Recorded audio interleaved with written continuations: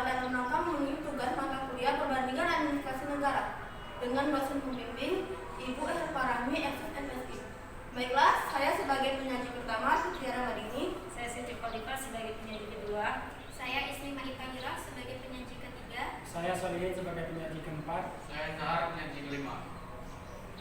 Yang pertama, saya akan menjelaskan perbandingan dari sistem administrasi pemerintahan antara kedua negara, yaitu negara Inggris dan negara Indonesia.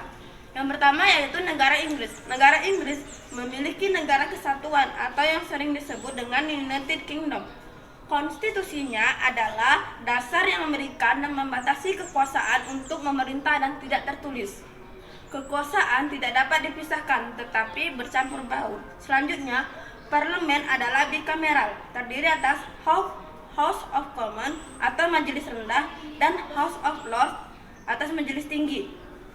Selanjutnya, kabinet adalah kelompok inti materi menteri-menteri yang dikepalai oleh Perdana Menteri. Selanjutnya, pada sistem administrasi negara Indonesia. Negara Indonesia bersifat presidensial. Kepala pemerintahan tertinggi yaitu ada di tangan MPR. Sedangkan kepala negara ialah presiden. Badan eksekutif dan legislatif memiliki kedudukan independen. Presiden tidak bertanggung jawab kepada DPR. Menteri-menteri juga tidak bertanggung jawab kepada DPR. Perbandingan sistem budaya Indonesia dan Inggris. Sistem budaya negara Indonesia yang pertama yaitu mencium tangan orang tua sebelum melakukan aktivitas di luar.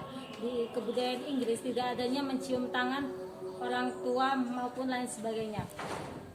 Yang selanjutnya, sistem budaya negara Indonesia mengucapkan salam sebelum dan setelah masuk rumah.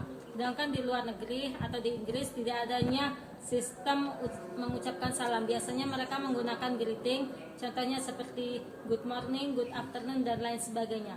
Yang ketiga, sistem budaya Inggris biasanya umumnya mereka yang sudah berusia umur 18 tahun ke atas, mereka diperbolehkan untuk tinggal di rumah sendiri ataupun di apartemen. Sedangkan di Indonesia budaya seperti itu belum terlalu umum. Biasanya mereka akan berpisah ketika setelah umur atau menikah. Sistem pembangunan negara Inggris dengan negara Indonesia. Sistem pembangunan negara Inggris yaitu perencanaan kota dan negara di Inggris Raya adalah bagian dari hukum pertahanan Inggris yang menyangkut perencanaan penggunaan lahan. Tujuannya adalah untuk memastikan pembangunan ekonomi yang berkelanjutan dan lingkungan yang lebih baik. Bagian penting dari pengendalian perencanaan dilakukan di Inggris dengan mencegah perkembangan properti yang signifikan tanpa izin dari otoritas setempat. Sedangkan sistem pembangunan negara Indonesia, yaitu Visi Indonesia Maju, membutuhkan adanya lompatan besar dalam merancang strategi pembangunan nasional seperti pembangunan infrastruktur secara masif menyebar ke seluruhan wilayah Indonesia. Ini digagas guna memastikan terjadinya ketersediaan infrastruktur agar dapat menjadi lompatan bagi Indonesia untuk menuju negara maju. Sistem agama di Inggris itu gereja Inggris ialah gereja yang didirikan di Inggris yang gubernurnya tertinggi adalah raja. Tradisi Kristen lainnya di Inggris termasuk Katolik, Roma, Metodisme, dan Baptis. Hal ini menunjukkan bahwa agama mayoritas negara Inggris ialah agama Kristen. Berdasarkan sensus negara Inggris tahun 2011, populasi penganut agama Kristen yaitu 59,4% dan non-agama itu 24,7%. Tidak disebut 7,2%. Islam yaitu 5,0%. Agama lain yaitu 0,4%. Hindu 1,5%,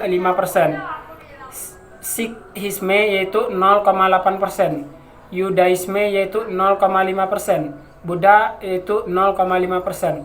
Sedangkan sistem keagamaan negara Indonesia itu pemerintahan Republik Indonesia secara resmi hanya mengakui 6 negara, yaitu agama Islam, Protestan, Katolik, Hindu, Buddha, dan Konghucu.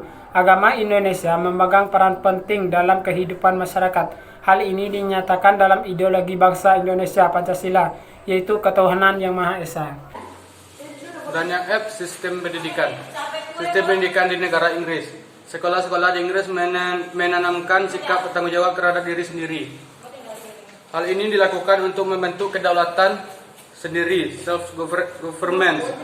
Sikap ini memberikan kebebasan para siswa untuk mengatur sekolahnya sendiri secara kolektif dari tingkat dasar hingga tingkat tinggi. Menjadi pribadi yang mandiri pada saat dewasa nanti. Dan sistem pendidikan negara Indonesia. Di Indonesia, pola yang diterapkan kebanyakan pola breadth semantic, sehingga kedalaman ilmunya juga kurang. Pola breadth semantic terlihat dari banyaknya jumlah mata pelajaran yang ada dengan materi yang banyak, abstrak dan kurang fungsional. Dari hasil presentasi kami, jika salah dan kurang mohon dimaafkan, kami akhiri. Wassalamualaikum warahmatullahi wabarakatuh.